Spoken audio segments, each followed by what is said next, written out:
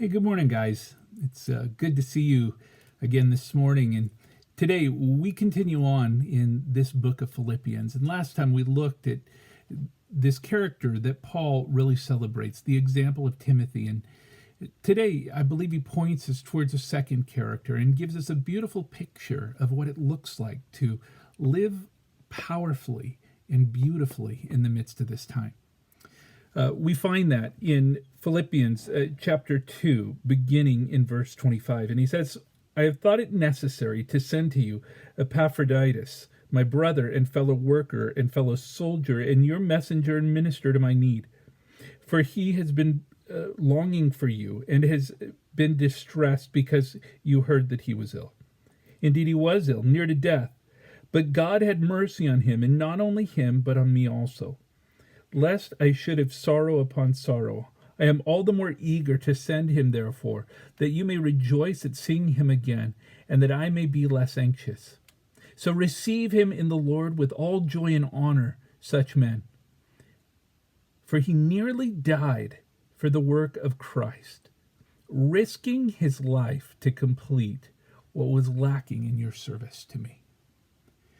One of the beautiful things of Epaphroditus is the church had longed to reflect in the love of God through caring for Paul's practical needs. And specifically, Epaphroditus became a tool and a resource. And one of the things that just really struck me as I was reading this passage this morning was this last line. And risking his life to complete what was lacking in your service to me. For Epaphroditus, there was a desire to be faithful to God.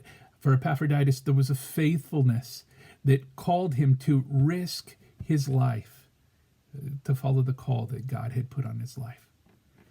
It got me thinking about, well, what exactly is risk? And I think risk is being willing to put all of our eggs in one basket.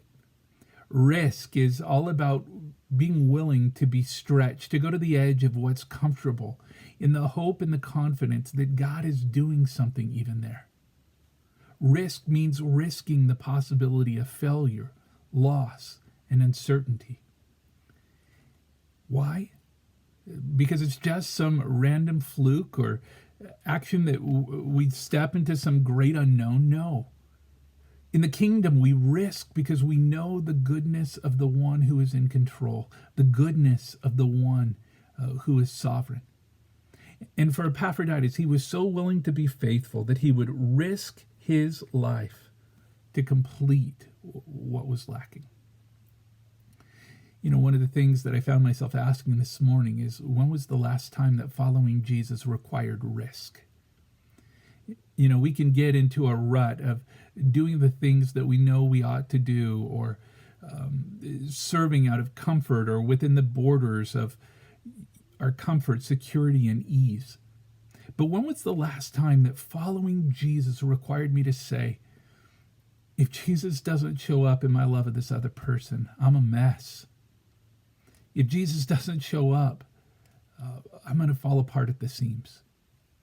And I wonder sometimes if the boundaries of our love for others is so reduced by our own desires for self-protection and safety that we miss out on the beautiful invitation to proclaim and reflect the love and the mercy of God in this time.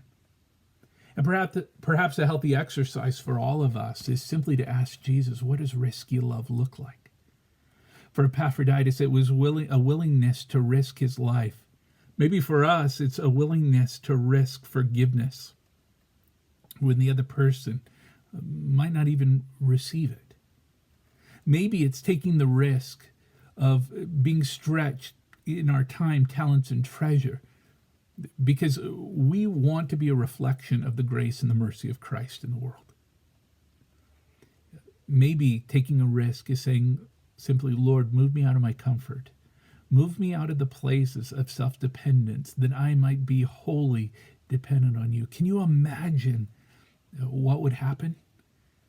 You know, the more I walk this journey of faith, the more I'm convinced that risk really is the boundary of transformation. That it's in those places of risk that God often does his deepest work. And so today, may the God of all grace grant you the faith to risk obediently, to risk extravagantly, and to watch as he does his great and deep work in your life.